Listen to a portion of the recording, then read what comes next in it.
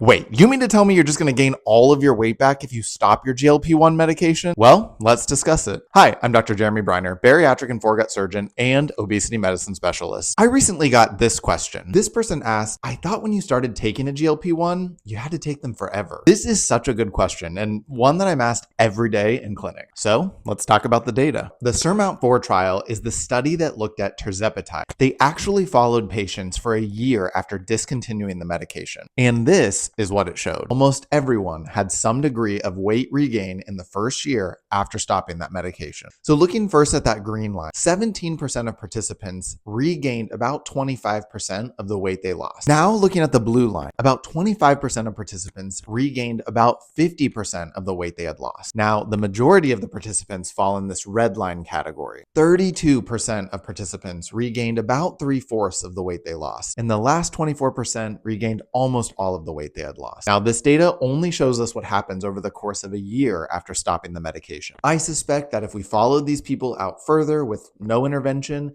more people would be in the top categories for weight regain. Oprah recently did an interview talking about this exact question. Let's take a quick listen. I was off of the medications all last year, and I gained 20 pounds because I wanted to test it. Because everybody was saying, you're going to gain the weight, gain the weight. And I'm going to show them they're not going to gain the weight. I'm going to hike. I'm going to do it. So you were taking it and then you got off of it. And then I was taking it, then I got off of it. And then I gained 3 pounds, and I gained 5 pounds, and I gained 10 pounds, and before you know it. And this is coming from Oprah, who really has unlimited access to dietitians, healthy food, and personal trainers. Everyone wants to be the one person to beat statistics. And I would love nothing more for my patients to prove the data wrong. But unfortunately, it's usually not the case. This discussion is so important, though. It highlights that obesity is a chronic disease. When I discuss this with my patients, I always set the expectation that these are long-term medications. And if patients do want to discontinue these medications, I work closely with them to de-escalate their dose. And I advocate for close follow-up after they've discontinued the medication, so we can intervene early if there is weight regain. To be clear, there's not good data on this, and so I treat every patient individually. For many people, they don't want to take a medication lifelong, and that's reasonable. Fortunately, we have other options, like bariatric surgery,